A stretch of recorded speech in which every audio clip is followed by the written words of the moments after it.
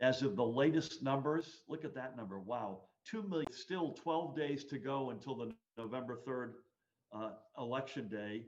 We are already at nearly 55% of the total voter turnout from 2016. And that was a number just about 3.9 million, which is an extraordinary achievement so far. So if you have not returned your ballot, whether it's by mail or through a secure drop box, which is what we did, or hand delivery to your county board of elections, I urge you to do so now and join the millions, literally, of your fellow New Jerseyans who have made their voices heard. Again, I don't care who you're voting for, what party you're in, just vote. That's what we need you to do. I encourage everybody to go to that website you see at the bottom of your screen, vote.nj.gov, to track your ballot, just as we tracked ours. So, switching gears, next, an announcement from our treasurer, the extraordinary Liz Moyo, that the deadline for senior homeowners to apply for the Senior Freeze Property Tax Relief Program has been extended to December 31st. Given the closures of some local government offices due to the pandemic, we know that it's been a challenge for some residents to get all the documents they may need for their applications. So this extension is just a matter of common sense. Again, for more information on the senior freeze, including eligibility requirements, visit that website that you see at the bottom, nj.gov/treasury. And again, the application extension is until December 31st, 2020. Switch gears again. It is Thursday, which means the Department of Labor, both federally as well as in all the states, has released the weekly unemployment figures. In New Jersey, the department continues to work to ensure that everyone who is eligible to receive unemployment benefits gets their full benefits to the penny. So this morning, our department announced that last week, an additional 28,669 workers submitted an initial claim for benefits. That's a decrease of about 400 from the prior week, but it is still 28,669 too high. It's another reason, please God, can we get federal stimulus help, including extension of unemployment benefits. And by the way, money that we can put to work on the street in the state and start creating jobs at a much faster clip than any state can do on its own. This brings the cumulative total of claimants since March to more than 1.7 million folks in our state alone. It's extraordinary. Of these, nearly 1.5 million, you can see that, workers have been deemed eligible for benefits, and more than $16.7 billion has been released to our working families, including, by the way, now the additional benefit of $300 per week provided under the FEMA Lost Wages Assistance Program, which is beginning to flow, I'm happy to say, to an estimated qualified 800,000 New Jersey workers. In fact, I'm told that some workers have reported that their benefits showed up in their bank accounts this morning. And we're very happy that we found that money, that we're executing on it, and it's being delivered, as I mentioned many times, in a lump sum to make up for the fact that this is more complicated to vet and deliver that money. But again, it is not in lieu of what we still need, which is a big federal stimulus bill, which will help everybody, especially those folks who are unemployed. I have to say again that meeting this challenge has been a truly Herculean task for the department and its staff. And again, I thank Commissioner Robesero Angelo and his team for their continued hard work. So with that, let's turn to the overnight numbers. And I will tell you right now, they are not pretty. Today, we're reporting an additional 1,182 cases, bringing our cumulative total to, as you can see, 224,385. Little color on counties. Essex County today is reporting 196 of those cases. Bergen, Hudson, and Union counties are also all reporting more than 100 cases. And by the way, those were 4 of the big ones where we saw this virus ravage us early on in March, April, and May. Not pretty, 5.28%. The only solace I take is that these were tests that were done on Sunday, where there's a little bit usually of a wrinkling of the data. The statewide rate of transmission is up a hair, but not by much, and it's still in that band. It's 1.17. I'm not sure folks can see that with our faces on the right, meaning, to repeat an obvious point, that each new infection is leading to more than one other new infection. So the spread is increasing with each new case. Again, it's been in a band. I want to make sure I'm checking my math here. It's been in a band between 1.15 and 1.18 for the entirety of the past week. We need to get that down below 1. In our schools, our dashboard has been updated, and you can see it's a little less of an eye chart when we're doing this virtually. We are reporting 28 new cases. That's the number on the right, stemming from 3 newly confirmed instances of in-school transmission. So that gives us on the left 25 instances of in-school transmission that's spread across 13 counties. And in total, cumulatively, since we went back to school, 111 cases of either students, educators,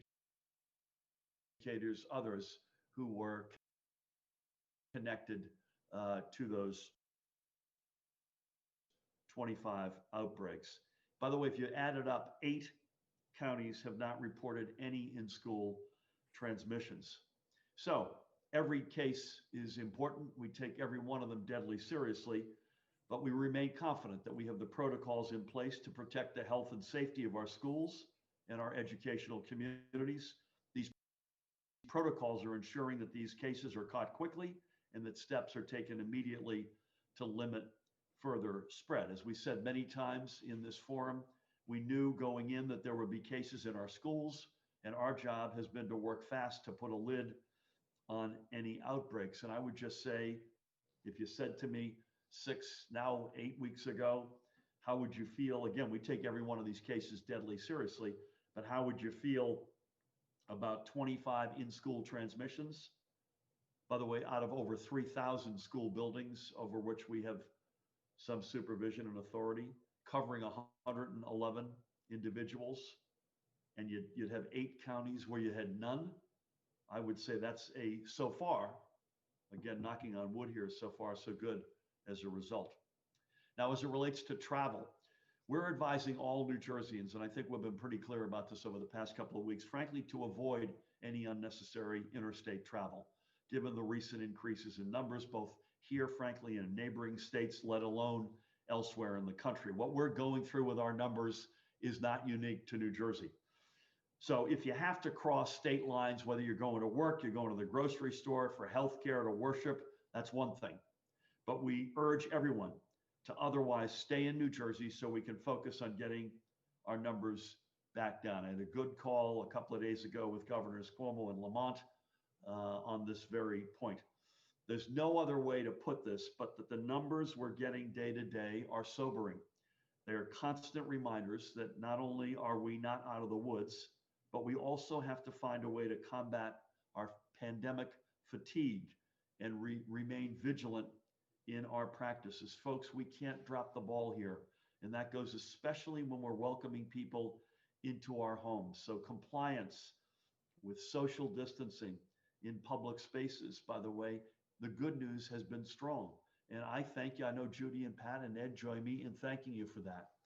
But it's when people are gathering, that's the evidence we've got, and Judy can get into this in more detail with Ed. It's when people are gathering in private homes that we're seeing trouble. These are the places where most of our new outbreaks, we believe, are coming from. Small gatherings inside of private homes, things like a dinner party, a birthday party, getting together to watch a football game. So please, please follow the CDC's guidance and not gather in a private home with anyone outside of your immediate family or the bubble with which you've been living. If you want to get together with your neighbors or broader family members, at least while the weather allows us, please try to do it outside. It's just a different reality. It's not a completely different reality, but it's a very different reality. We know that. Please, please, please continue practicing social distancing, wearing a mask when you're close to others, even when you're outside. We have got to get our numbers down. And more cases, by the way, this is the hip bones connected to the thigh bone here. More cases means higher likelihood of more hospitalizations. And that is a segue to the fact that that's exactly what we're seeing. So last night, Judy, our hospitals, I've got reported 852 total patients. Those are 600, that's broken down, 628 who are confirmed COVID positive and 224 considered persons under investigation, and they're pending the receipt of a test result. So we haven't had, and Judy will correct me if I'm wrong, back-to-back days of total hospitalizations over 800 in 3 months. Of those people, 187 patients were in our intensive care units, 74 patients were requiring a ventilator. And again, we need to stop the rise of the curve and push these numbers back down. And by the way, that's something we need everybody to do. We don't have a magic wand on this one. We've all got to band together, and we know there's fatigue. Who could blame you for having fatigue from this thing? But we're not there yet. We've got to bear down. We've got to double down. So sadly, with a heavy heart, we're reporting an additional 18 fatalities that are now confirmed to have been from complications of COVID-19, as you can see, bringing our total to 14,474. And that's the second day in a row that we've been at 18, the third day in a row, double digits. And of the 18 we're announcing today, again, with the heaviest of hearts, 15 of those 18 occurred over the past week. There are an additional, and Ed has been overseeing this arduous process, 1,789 deaths currently listed as probable from COVID-19. Again, at the risk of mixing apples and oranges, just to give you a spot sense, as Judy and I try to do every time we're with you, 13 patients passed away in our hospital yesterday. But again, those are not part of those confirmed numbers, but we want to give you that point of attack sense. Let's, as we do every day we're together, remember 3 more of those precious lives we have lost. First up, we go to a legend. There he is in the lower right in Hamilton in Mercer County, Charles Chuck Gambaluka. Chuck was 77 years old. Growing up, Chuck was a 3-sport athlete at Steinert High School, captain of the football, basketball, and baseball teams. And by the way, that doesn't happen anymore. And also a star on the diamond for the post-31 American Legion baseball team. He even got a chance to play professional ball in the Braves farm system. But when a baseball career didn't seem to be in his future, he returned home to pursue his love of the national pastime in another way.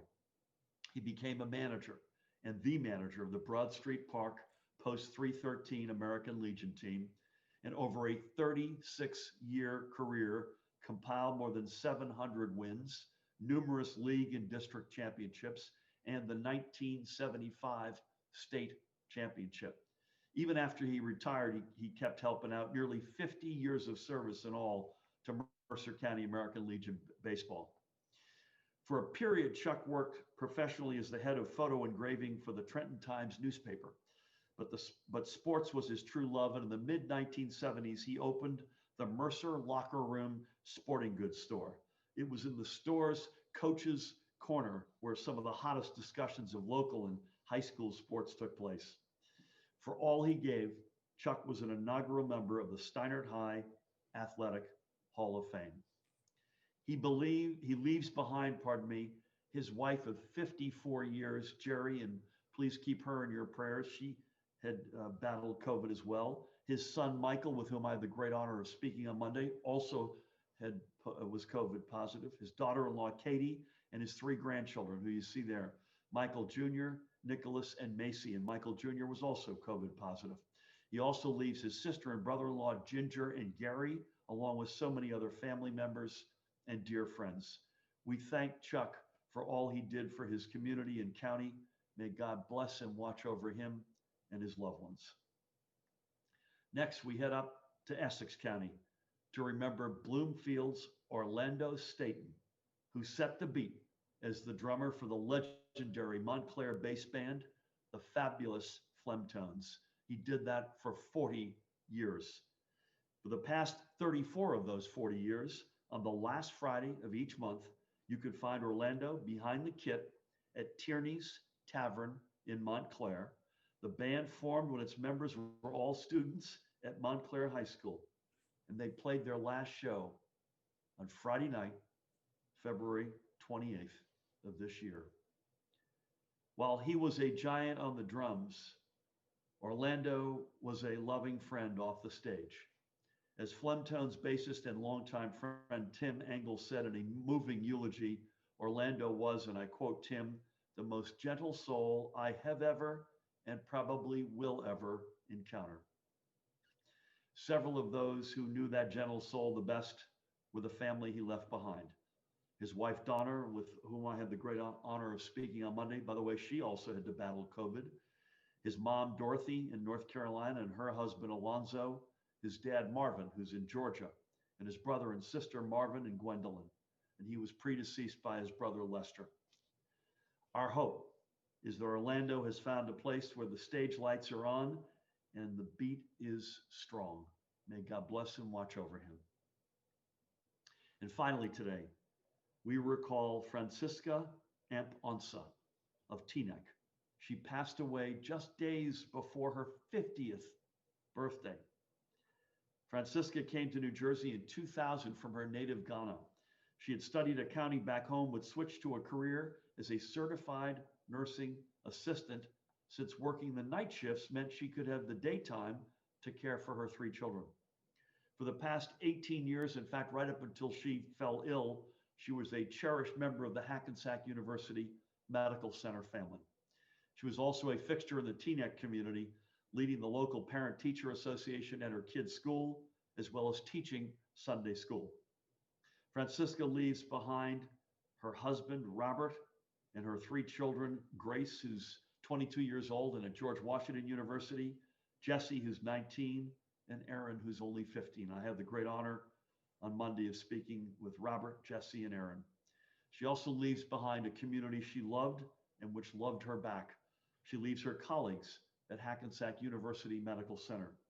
And she leaves behind a state that was honored to call her one of our own over the past 2 decades. May God bless you, Francisca, and may watch over you and your family. So the stories, people ask me sometimes, why do you tell these stories? And the answer is simple. While this at one level is all about science and fact and data, at another level, these were lives that were lived and lost, and families who were crushed, who were left behind, and it can never become abstract.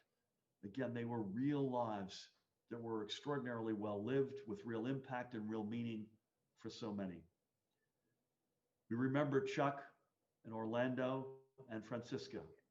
And the best way we can honor their memories is to do the things we need to do to protect our own families and friends from this virus and turn our numbers back around and going down again. Please allow me to switch gears, if I can, again, to highlight another of the small businesses who have looked to the New Jersey Economic Development Authority for help to remain strong.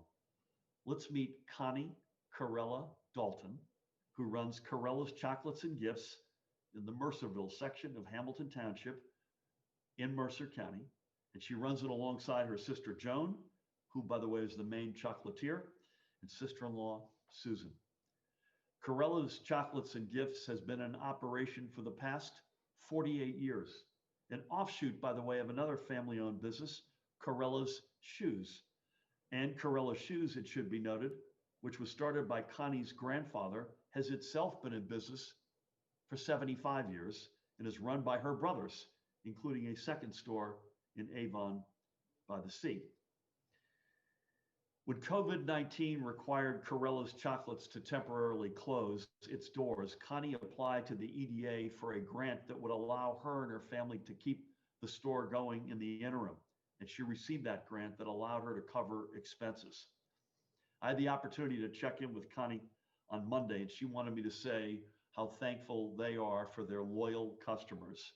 And I'm happy to report that Corella's Chocolates and Gifts is back open, and that she, Joan, and Susan are happy to assist you however they can. And by the way, she mentioned specifically that the monies they got from the EDA helped them tweak their online presence, which has clearly become more important. Check them out. Their website is CorellasChocolates.com. Very simple. You can see it at the bottom there, CorellasChocolates.com. And we know there are plenty more small businesses like the Corellas, which need a little help to keep going through this pandemic.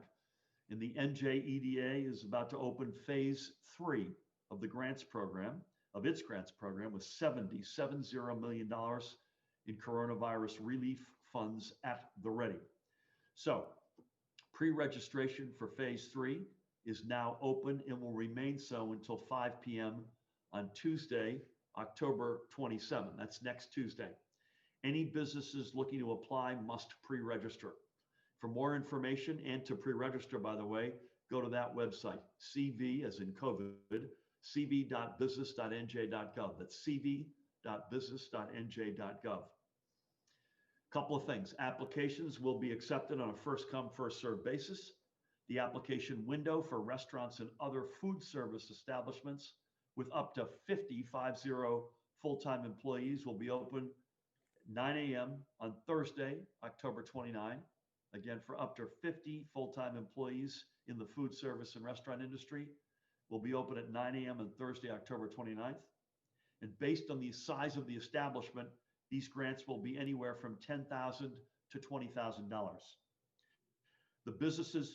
The window for businesses with between 1 and 5 employees to apply for grants of $5,000 will open that next day, 9 a.m. Friday, October 30th. And the application window for all other businesses with between 6 and 50 employees, with awards, by the way, between $10,000 and $15,000, will open a week from Monday, November 2nd at 9 a.m.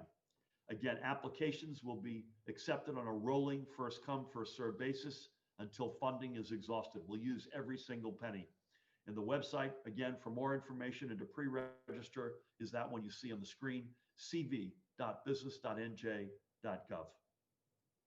Finally, I want to give a richly deserved shout out to the West Orange Schools District, which took first place in the New Jersey School Public Relations Association's Communications Awards for their social media campaign, Leaders Wear Masks.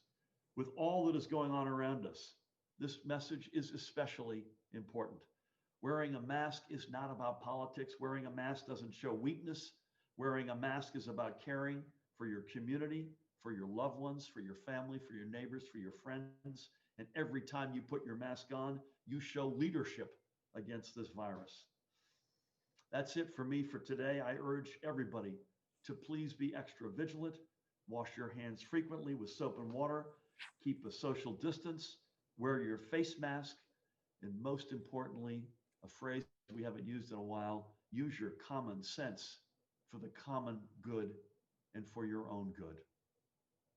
With that, please help me welcome virtually the woman who needs no introduction, the Commissioner of the Department of Health, Judy Persichilli. Thank you, Governor, and good afternoon, everyone. Just yesterday, the CDC announced that they have modified the definition of a close contact after a study revealed that frequent brief exposures to an individual with COVID-19 might lead to spread of the virus. The new guideline defines close contact as being within 6 feet of an infected person for a total of 15 minutes over a 24-hour period. CDC's weekly morbidity and mortality report included information about a correctional facility employee diagnosed with COVID-19 after exposure at the workplace. During an 8-hour shift, the employee was exposed to 6 incarcerated individuals multiple times for just 1 minute at a time. And the inmates became infected or were infected. Although the correctional officer never spent 15 consecutive minutes within 6 feet with these individuals, numerous brief encounters that cumulatively exceeded 15 minutes did occur. Additionally, during several of these encounters, the incarcerated individuals were not wearing masks, which we know increases the risk of transmission. Risk of transmission can depend on several factors, such as whether the infected person has symptoms, whether the infected person is likely to generate respiratory droplets or aerosols through coughing and sneezing, environmental factors, such as adequacy of ventilation and crowding, and distance from the case. What this all emphasizes is just how important case investigation and contact tracing is. That is why it is vital that residents answer the call from a contact tracer. Case investigation and contact tracing gives the information necessary to determine whether you or another person is at risk. Please provide the information when you get a call on any close contacts you've had, so that these individuals can be reached and told to get tested and quarantined to break the chain of transmission. Trained contact tracers will provide information on how you can protect those around you from getting sick, such as isolating yourself. More than half of the residents are still consistently refusing to provide information on those they might have had close contact with, which leaves contact tracers unable to reach out to alert those individuals of potential exposures. So for each of us, for us all, please answer the call. Tell the contact tracers about who you've been in contact with and where you've been, and share with them what you need help with. Additionally, I encourage you to download our digital notification app, COVID Alert NJ, so that you can be alerted to an exposure. We know that the longer duration of time spent with someone with COVID-19 increases risk, and that risk is greater indoors. But this case serves as a reminder to adhere to all of our safeguarding measures. It's all we have. Practice social distancing, wear a face mask, wash hands frequently, interact outdoors whenever possible, avoid gatherings, specifically indoors and with those outside of your bubble. These are tools available at this time to protect ourselves. So it's up to all of us to take these steps to reduce the transmission of this virus. Moving on to my daily report, as the governor shared, our hospitals reported 852 hospitalizations of individuals with COVID-19 or persons under investigation. A month ago, hospitalizations were averaging about 400 a day. Today, we are tracking over 800 a day.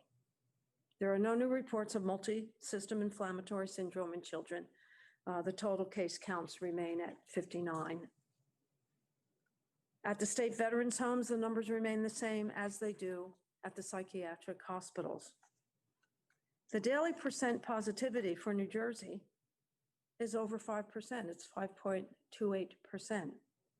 The northern part of the state is reporting 6.15%.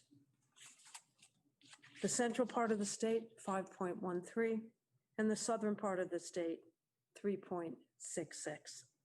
That concludes my daily report. Stay safe. Remember, for each other, for us all, please take the call and download the COVID Alert NJ app. Thank you. Hey, Judy, thank you for everything, and thank you for that. And thank you also for walking through the CDC's definition of close contact, which is obviously something that I'm particularly paying close attention to. The positivity rates by region, we've really, and then when I listed the counties that were over 100, it's shifted back to the north, and I'm not suggesting Ocean and Monmouth still don't have cases, because they do, but those are now meaningfully lower than they were a week or so ago. Is that fair? Oh yeah, the Ocean alone has a positivity rate of 5.26 as of yesterday, and they were close to 10 just 2 weeks ago. And it just shows the value of mitigation when you have the case investigation. My numbers are right. In Ocean today, we're reporting 66 positives. Yes. And, we take every one of them seriously, but that's out of almost 1,200 You think back a week or 10 days ago, that was a different reality.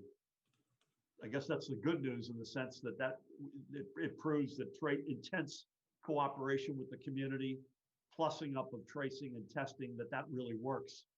The bad news is it's in every county. If my math is, you get Cape May, Cumberland, Hunterdon, Salem, Sussex, Warren in single digits. Everybody else is double and triple digits. And I think we've said this many times now, and you've hit it. I've hit it. A lot of this is outside of the so-called public square. It's inside. It's in places that are hard to regulate and even harder to enforce compliance. I have to say one other thing. This is the first time I've seen you face on without a mask, and I don't know how long. So it's good to see you as always. With that, Judy, thank you. With that, let's turn things over to Pat. Any updates you've got, Pat, on compliance, staffing, et cetera, other matters? Again, thank you for your leadership as always. Thank you, Governor. Good afternoon. And since we've last met, we do not have any executive order compliance issues reported to the ROC, and that's really it. We talked about the forest fire crew getting home safely last week, and that was a good thing to report. First time ever we did that as a state of in emergency management, to send a forest fire service anywhere. So that was a historical and a good moment for the state of New Jersey. So that's all I have, Governor.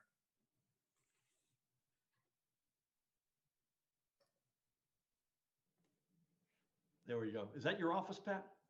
That is, and I'm at home too. All right. Good to see you face on without a mask. It's been a few months. Thank you for that. So we're in a little bit of an unusual circumstance. Michelle and Mahan, I'll turn things back over to you in a second. I just say today, because of a lot of challenges in our schedules, as you can imagine, it's an unusual period for all of us. We're going to have a hard stop at 2 o'clock. And if you've got something in the members of the press that's really pressing that we didn't get to, I promise you we'll be, as we always are, diligent about following up. We'll be virtual tomorrow unless you hear otherwise. When I say virtual, I don't mean this virtual, but we'll be electronic. Let me clarify that. As well as Saturday and Sunday. Again, if we think that changes, we will come back to you. And this is pending, for me at least, seeing how the next several days unfold, but pending specifically 2 more negative tests, which I hope that Tammy and I will both get Saturday and Monday morning respectively.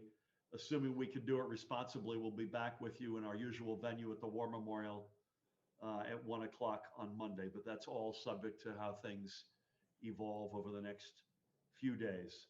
So with that, Mahan and Michelle, I'm going to go to you all. I'm not sure how you want to run this, but we'll send it back to you, and we'll take our questions from members of the press. Great. We're going to put through our first question from Daniel Munoz. Hi, Daniel. Hey, Governor, can you hear me? I sure can. Hey, so with contact tracing, how many individuals in the administration or your office are self-quarantining as a result? I guess in addition to you and the Deputy Chief of Staff. You had mentioned the phrase, like, use your common sense. Do you think there was a lapse in judgment on your part or people around you by not wearing masks and allowing this virus to potentially spread among you? I know that you keep saying that people need to be outside and gathering outside where the virus is less lethal, but how does that work with the cold weather being is what it is when it gets to the 20s and 30s for weeks on end, and it's dangerous for people to be outside because of potential frostbite, hypothermia? How does that work out then in December and January and February? Thanks. Thank you, Daniel. I don't have a specific number. Let me both address your first, there's no lapse of judgment here, but let me address, in fairness to your first 2 questions. Let me be crystal clear on this. If you have had a close contact, that's determined either through a contact tracer or otherwise, you got to quarantine, self-quarantine for 14 days, no exception.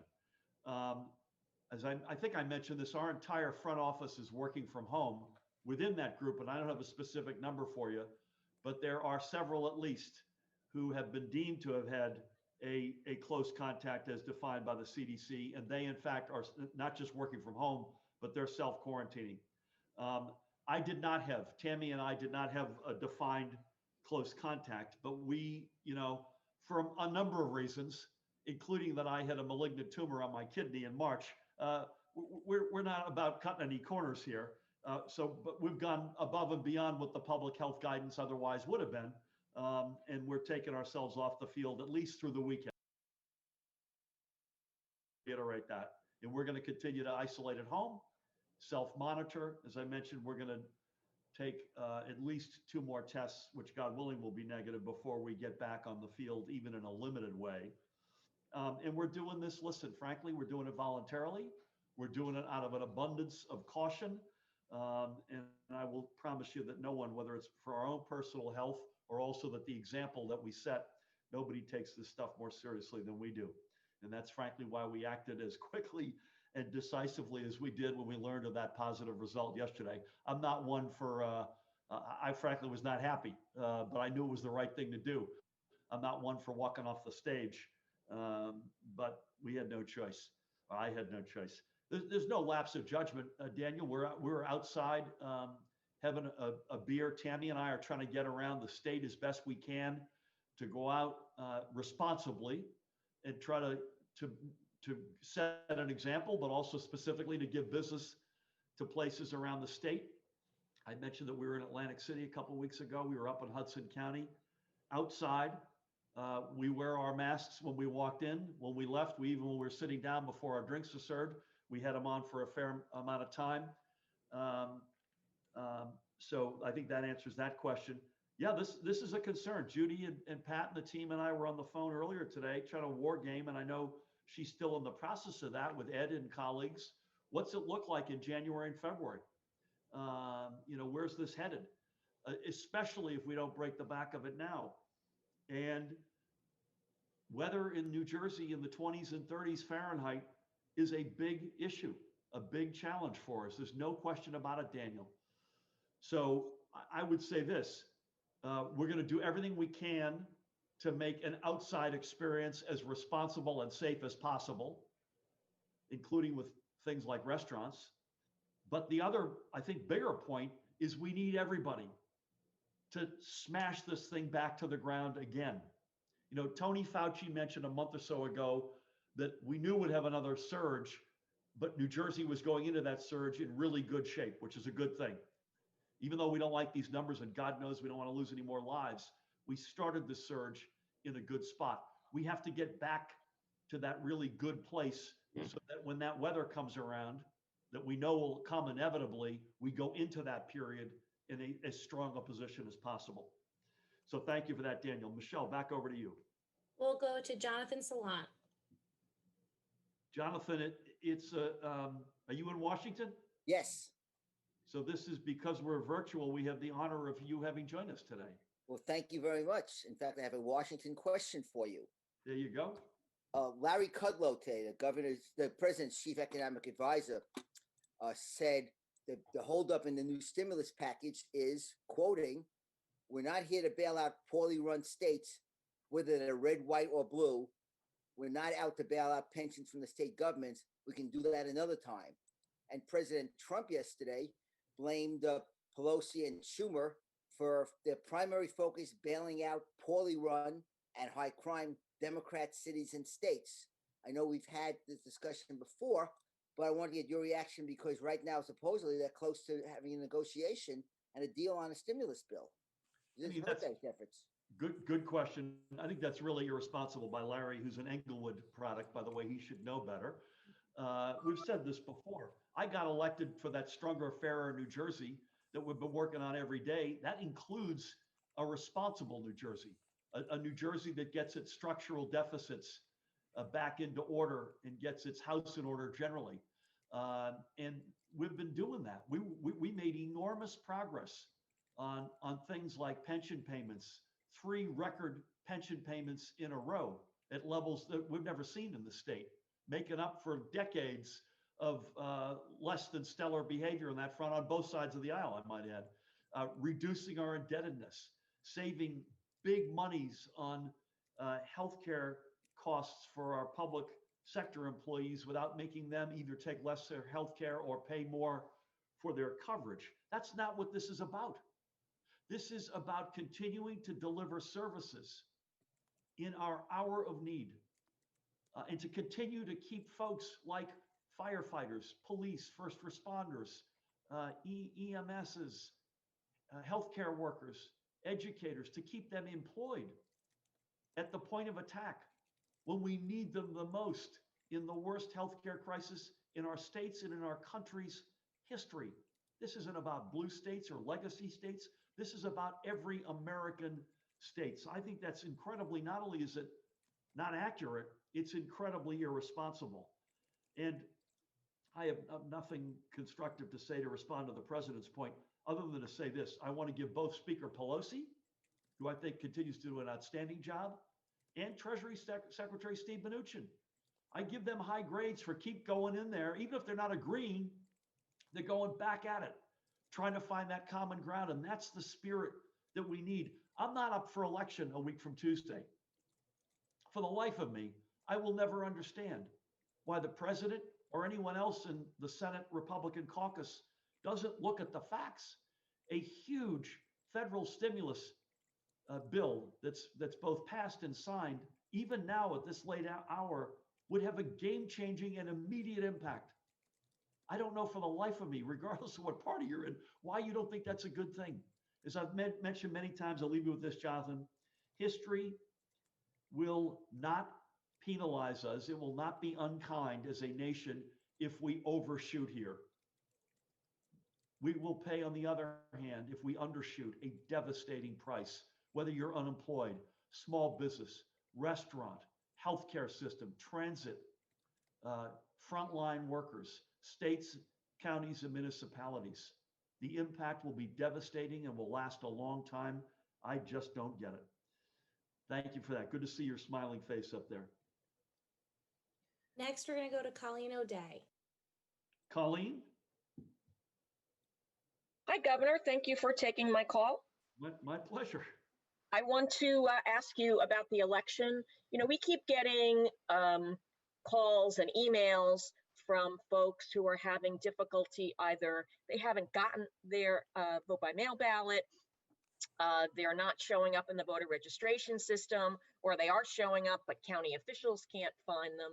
And then when they try to call county election officials, they can't get through because nobody's answering the phone. We know that those folks are busy, but what should people be doing now to try to make sure that they get those ballots and that they can vote? I have to say, Colleen, and one thing, Mahan, I hope you're listening. Can you follow up with Colleen, and assuming that privacy is not an issue, which we always want to respect, I'd like to follow up specifically with these people, because we're not hearing a whole lot of that. I'm not saying it doesn't exist, but we're not hearing a big drumbeat on that. The system appears to be overwhelmingly working well. Having said that, I'm not suggesting that there aren't cases or instances. I would suggest they pound away at their county clerk level, either call or show up in person if they could do that responsibly. The county clerks, by the way, up and down the state, both sides of the aisle, are doing a terrific job. This is an unprecedented election. I take my hat off to all of them, but I think that's the best place to go. And Mahan, maybe you'll put the website back up for us if you could. But the other option, I think I'd go to our state's website and go into there. You can see vote.nj.gov.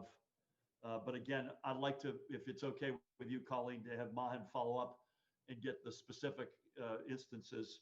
But again, county clerk would be my first port of call. Secondly, go on that.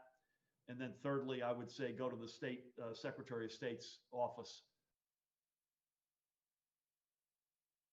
Thank you for that. Thanks. Michelle? Next, we'll Catherine Landergan. Hi, Catherine. Hey, Governor, how are you doing? I'm hanging in. How about you? Not too bad, not too bad. Hopefully everyone recovers soon. Yeah, well, thank you for that. Yeah. Just a few questions on kind of on the COVID spread within your office and then a broader question. So one, I believe there was a going away party on Friday for Matt Plotkin. I was wondering if Mike was at that party, and do you know how many people were there? Izzy, And were social distancing guidelines adhered to? what? Okay. Somebody's leaking there. Could you please mute if you're not muted? Go ahead, Catherine. And then do you know if Mike was showing any symptoms on or prior to Saturday? Okay. And then finally, given where Ocean County is at today versus the rest of the state, do you think the state could have done anything more to bring outbreaks in the central part under control? Thank you. I think that I'm going to start with Ocean County, and when I address the first two questions, I may ask Judy to come in. I don't see Judy on the screen anymore. I assume you're still there, Judy. I think the Ocean County numbers, and again, we take every single one of these numbers deadly seriously. If there's a lesson to be learned there, it's the plussing up of contact tracing and testing capacity into hotspots. The problem, that's the good news. The more challenging news is if the upsurge is in overwhelmingly private homes, that's hard to do. And I know, by the way, the counties that have had big numbers that we reported today, and again, the triple figure counties are Bergen, Essex, which is #1 today, Hudson, and Union. I know the local county and local health officials are doing an extraordinary job. Sadly, they know how to deal with this because they've lived through hell and back in the spring, are doing everything they can. But again, we got to appeal to people. It's hard to get inside of somebody's house. And that to me is the two-sided lesson. There was a going away drinks on Friday night at Drumthwacket. It was outdoors under a tent that was opened on 3.5 sides, as I recall. And I can't give you an exact number, but it was, particularly given it was outside, it was well social distanced and within capacities. And I don't want to get too much specifics into Mike's situation. I would just say anecdotally, I hope I don't offend Mike by saying this because I'm not asking permission, but there was no evidence of symptoms in either on Saturday, but also I'm happy to say that last I checked, he and Dan continue to be in largely good shape, and please God it stays that way. Thank you. Thanks. Michelle. Nikita? Hey, Nikita. Hi, Governor. How are you? Good. I meant to say something to you and Matt Arco because I know you schlepped to that yesterday, and I feel badly that I had to walk out on you. I mean, I don't mean this to sound, don't take this in any sort of way, but we weren't lacking for news out of the event. Yeah, I guess, right? Honest to God. But I'm wondering, is there a contingency plan in place for if COVID cases spike to the degree that they make in-person voting unsafe? Or are you ready to say at this point that polls will be open on election day no matter what? And separately, grassroots and good government groups, including the League of Women Voters, the NAACP, New Jersey Policy Perspective, and Lupe PAC, among some others, have urged voters to oppose a ballot question that would delay the state's redistricting process if it doesn't receive census data by February 15th.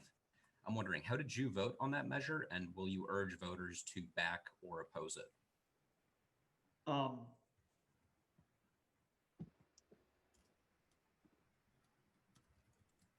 On in-person voting, Nikita, I'm looking at my scribble here. On in-person voting, right now it is as we have laid out.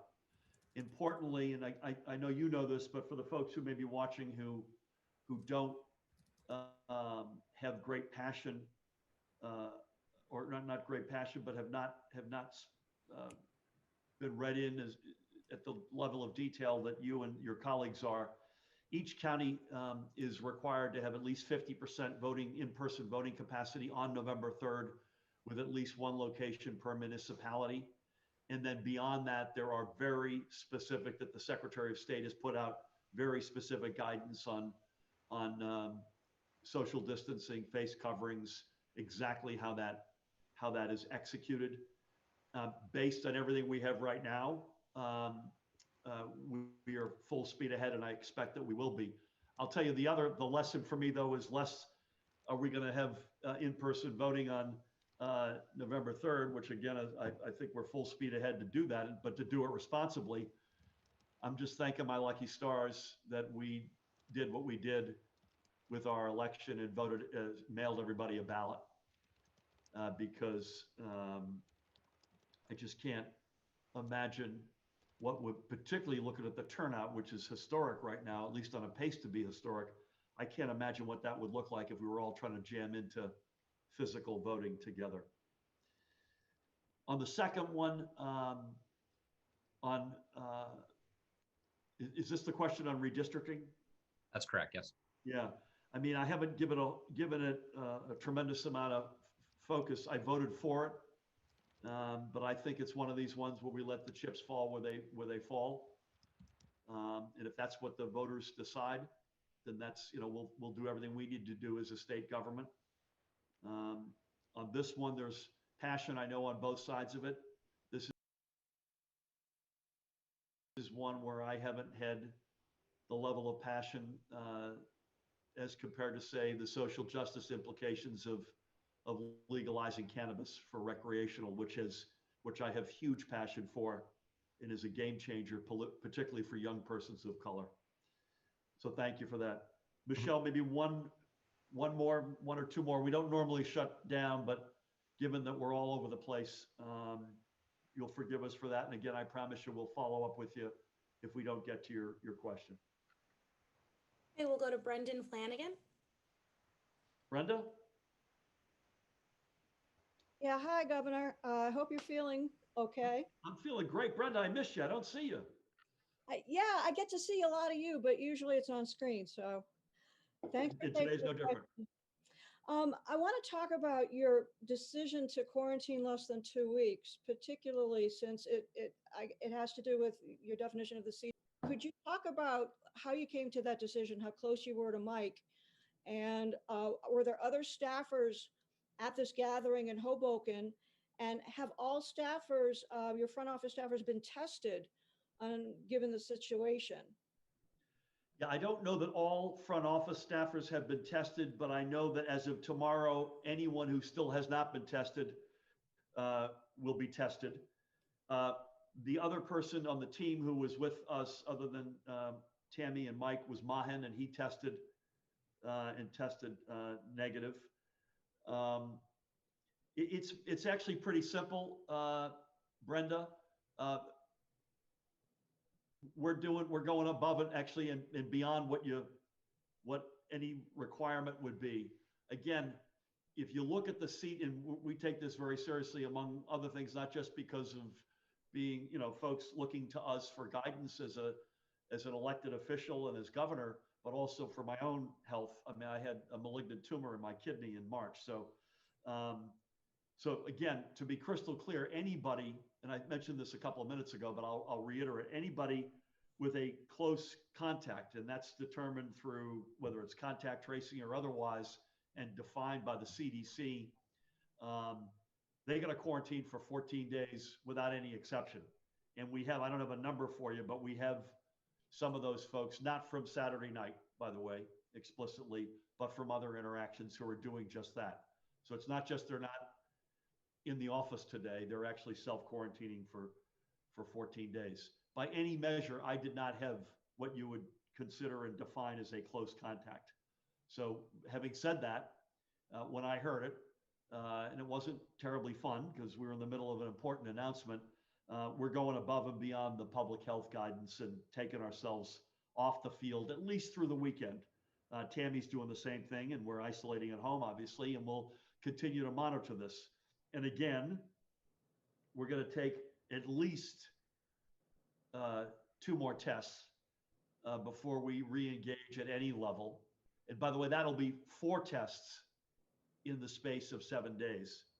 And again, we're not COVID positive and we have no symptoms. And so the 2 tests we've taken already are negative, and God willing that the next 2 will be as well.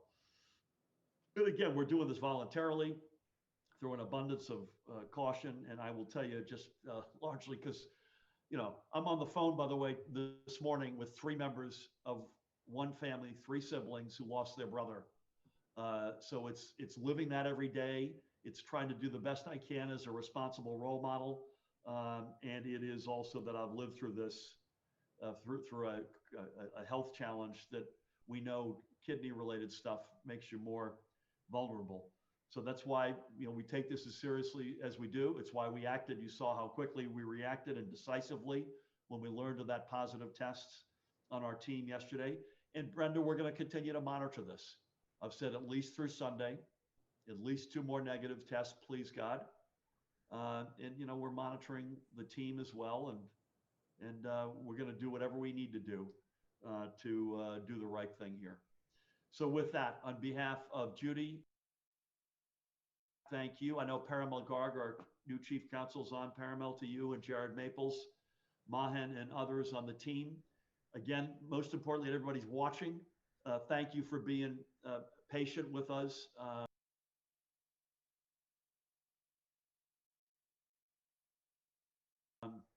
Members of the press, as well as folks by the many thousands who are watching right now. Please, please, please do the right thing. Do the right thing, especially when you're inside of your own 4 walls. Please don't let your hair down. Please do the smart stuff that we know. You know, we know someday there'll be therapeutics. We know there'll be a vaccine, please God, sooner than later. But we don't have either of those right now. So what we're left with are social distancing, face coverings, wash your hands with soap and water, take yourself off the field. If you've had a close contact with someone who's a known COVID positive, more than 15 minutes, right up close to them, you got to self-quarantine for 14 days. If you're in doubt and you think even though you're not positive, even though you don't have symptoms, even if you don't pass that litmus test of the close contact for 15 minutes or more, when in doubt, do the right thing. We're trying to do that. Not fun, I have to tell you, but that's the sort of stuff I think we all need to be doing. Again, social distancing, face covering, washing hands with soap and water. Do the right thing. Thanks, everybody. God bless you all. We'll see you soon.